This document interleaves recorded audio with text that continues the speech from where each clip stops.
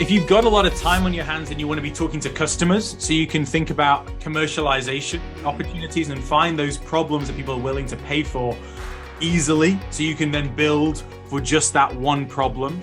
The other thing to do if you've got a lot of time is obviously you can split that time between building and generating cash yourself, maybe doing consulting, maybe doing part-time work, etc., to try and extend runway. But by and large, I think that there's a tendency where if you're talking to people who have a lot of technical ability to just be building, that's what they're using their time for. That's not necessarily the best use of your time if you want to build a business. It would be on the fundraising aspect or on, more importantly, on talking to customers and trying to get something live with them or extending your runway through consulting.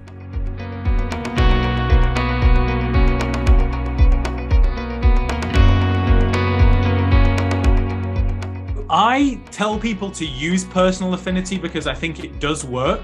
I don't really care about it so much because I think that the personal affinities that I have of like being in Silicon Valley, coming from a computer science background, those aren't the ones that are necessarily going to be good for my investment thesis. I'm looking for people that don't necessarily always fit the profile. So I tell people use that, it works, it definitely does.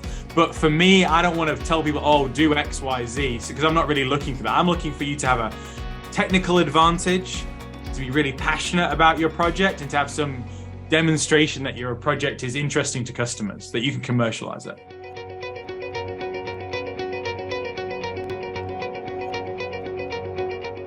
So investors care about a few things. First of all, they care about market size. So it doesn't matter how good you are. If you're in a small market, let's say it's a market that's only going to be £100 million in the UK per year, it's very hard to build a big business, even if you own that entire market. So that's something investors really, really care about.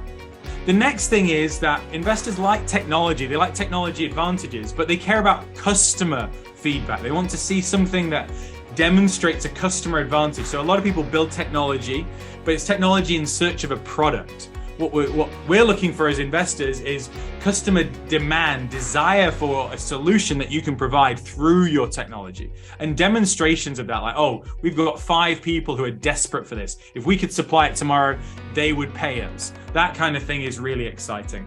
And then the last thing is resumes. I mean, investors love experience at fancy startups, at big companies. They love you demonstrating that you've done something yourself, like building your own business, or maybe doing something in the summer during college, etc.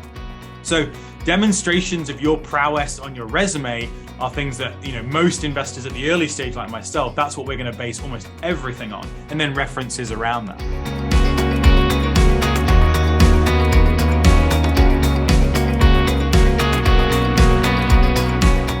My family tells me that I've made the decision when I was about 8 years old, after the first glimpse of Disneyland on maybe like a VHS tape.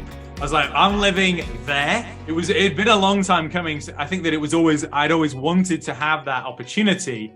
And once I decided, I was in the military before, once I decided I wasn't going to go back, then Silicon Valley was pretty much the place that I wanted to go. Land of opportunity, home of the brave. Nowadays, obviously, I wouldn't necessarily recommend it because we live in a more remote world. For me, for early months after making that decision were very difficult because the US immigration system is a very deep and dark minefield. It is hard to get through. It can take months, if not years, and a lot of sponsorship and money is required from your potential employer. So I had to do a lot of interviews that didn't go very well, where I was basically asking people to pay tens of thousands of dollars up front in order to just hire me, which is obviously not that exciting when there's a lot of other candidates available. So eventually, I just made it a numbers game. I did as many interviews as I could and got lucky that a couple of companies were willing to sponsor that. Once I got here, it was very tough. No credit card, no car. Hard to get an apartment, all that kind of stuff. It's not easy. It required an awful lot of determination early on. And I think that it's a lot easier now. Because a lot of those things, like those pieces of infrastructure, are available for new immigrants.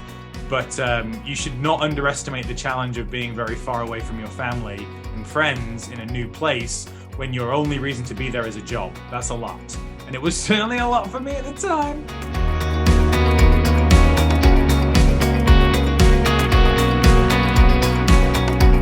US companies raise at higher valuations and on better terms, so there's less onerous terms, usually less board seat requirements, less governance requirements, etc.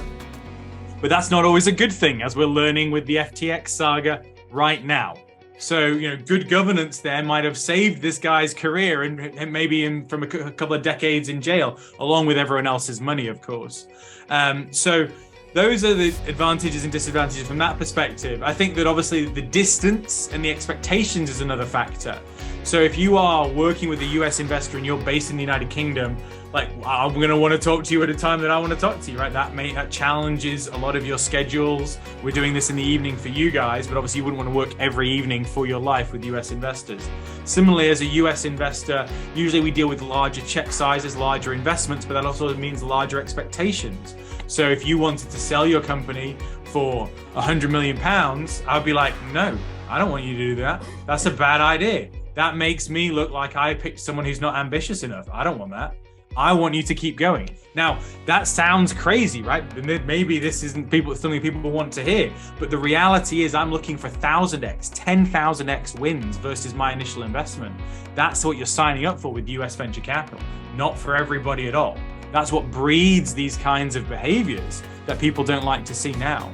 And again, plenty of our companies out of Sterling Road have sold for between $20 and $100 million. I've been mad about it. But those founders have nice houses. They live great lives. So they're still my friends.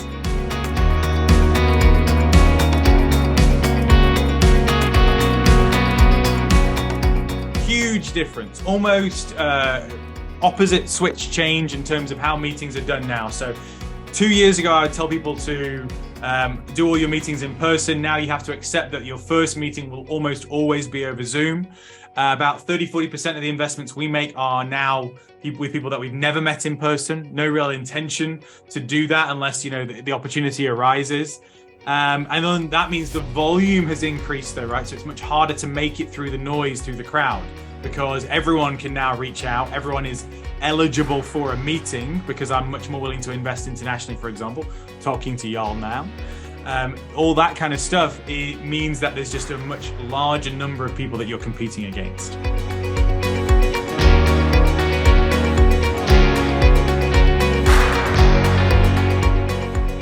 The industries that I've invested the most time in are healthcare and manufacturing.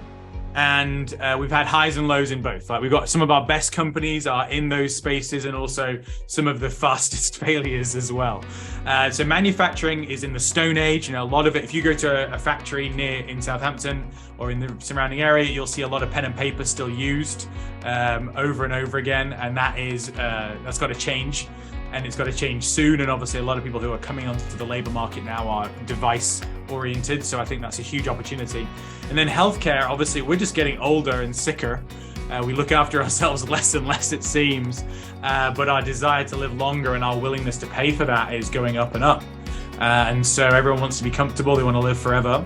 And we've got disposable income to do that. And I think that a la carte healthcare, even in single payer models like the UK, is going to be a huge part of the future.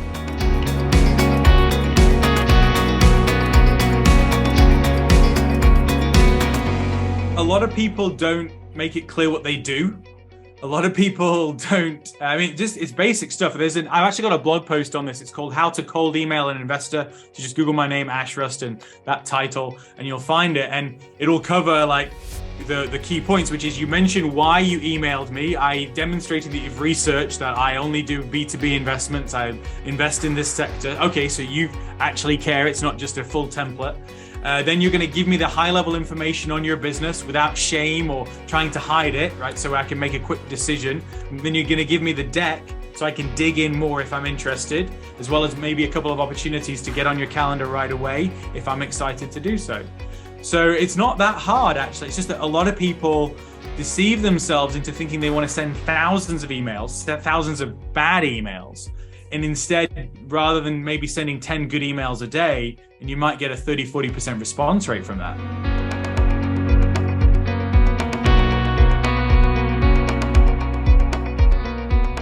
I don't work in consumer investing for this reason.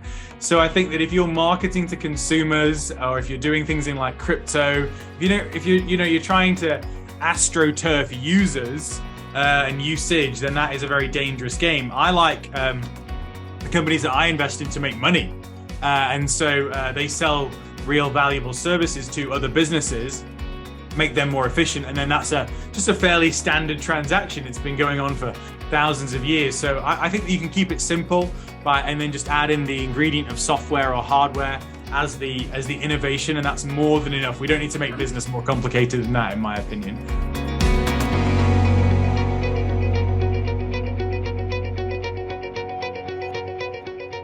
Absolutely, yes.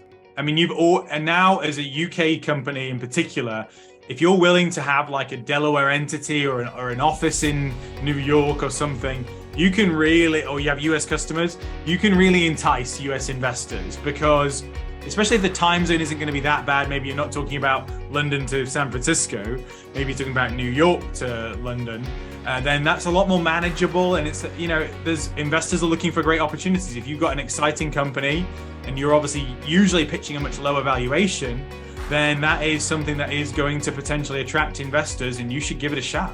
And if those investors are good enough or excited enough to give you the feedback on what corporate structure they might want to see, then that's something you can take to the next investor for your conversation. Well, we're considering this structure. What do you think?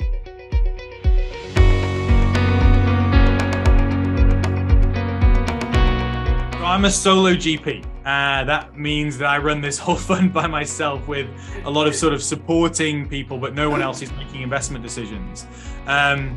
So it's 6 days a week. I usually get up at about 5:30. I'll be done with the first round of emails by about 7:30, go to the gym to 8:30, and then calls start at 9 or 8:45 as today, Ben.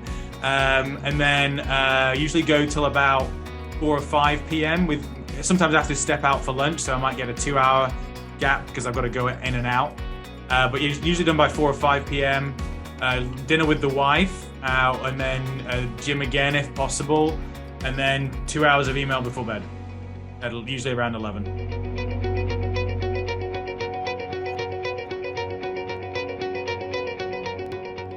It's amazingly powerful, right? Like if you think about it, even if you don't know anybody, and even if you're only getting a 10% response rate, there are thousands of investors out there. So you're guaranteeing yourself hundreds of meetings if you're willing to do that work, literally. So it really is a guarantee of success, cold emailing. As long as you are willing to do the work and get a good email out to people who are publishing their email address, of which most of us do, then you're going to receive a double-digit response rate, and that's going to guarantee you access to those people that you wouldn't otherwise meet. So no reason not to. The other thing that's starting to work more and more is LinkedIn as well, sending short messages on LinkedIn or other social media channels. It didn't work before the pandemic, but I think as people like me have sort of aged out, and the new generation of investors is people in their sort of 25 to 35-year-olds, they grew up on social media. So social media messaging is standard practice. And there you can do multiple touches very easily. Add them, message them, like a post, and then they see your name a lot. It's very powerful in terms of recency bias.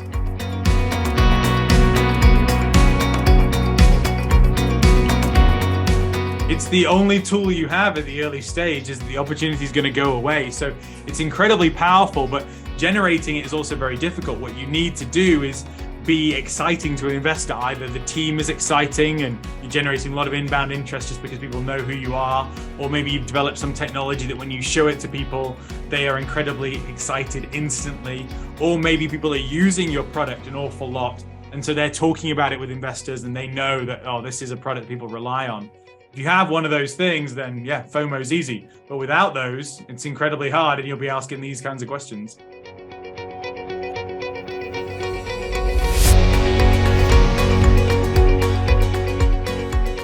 It's very rare. I'd say it's probably about 1 in 20 that does it. Mostly it's angel investors that I know that do that. So plenty of the people who are, for example, investors in my fund, investors in a couple of other funds, maybe they're a VC themselves, they do a little angel investing on the side.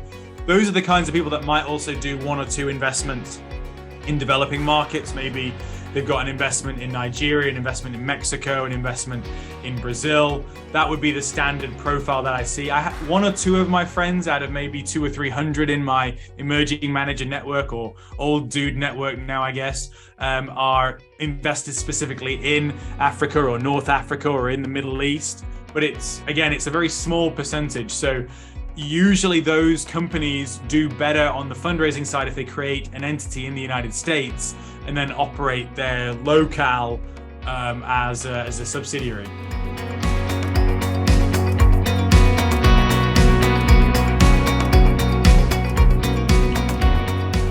It's not getting easier, unfortunately, right now, I don't think. I think, unfortunately, the reality is that with this year, as the macro environment has deteriorated, I've seen a significant drop-off in overlooked founders reaching out, presumably because they were under potentially more economic pressure before, and so the opportunities are now even fewer for them to take the risk. So that's the sad part about it. I think we are seeing more and more female solo GPs and more and more female VCs becoming partners, but the ratio is still absolutely terrible across the board. And I wish it was going to change, but I don't see any path in the near future where that is going to.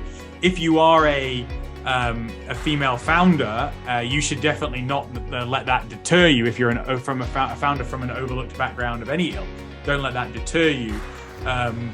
But nevertheless, you will have to accept that you will be one of the very few, and then you should seek out investors who publish their numbers around this kind of stuff. Seek out investors who make it clear in their events that these are diverse events, and those investors are obviously much more likely to be receptive versus the standard pattern matching. But it's tough. I wish it were different. I don't have a good answer, except we try and do our best. It's a deep and problem here, and please don't let it deter you, because you will be a guiding light for the next generation after.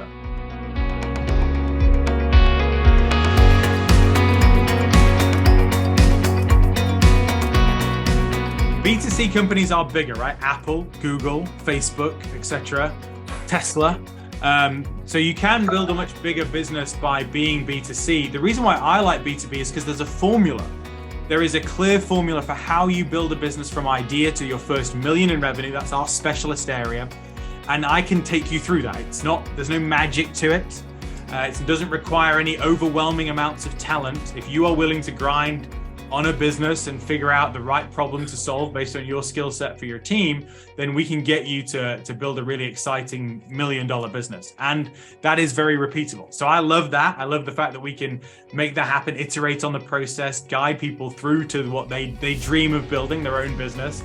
And I like the fact that it's not quite as much alchemy as just rolling the dice. Now, I will say that with all of that said, all of this talk about B2B, you look at my top 3 valuation companies, they're all B2C. All these founders pivoted, all of them. So I invested in all of them B2B, and they all pivoted off to do B2C companies later, and now they're massive companies. And so when I say this, I have to qualify it.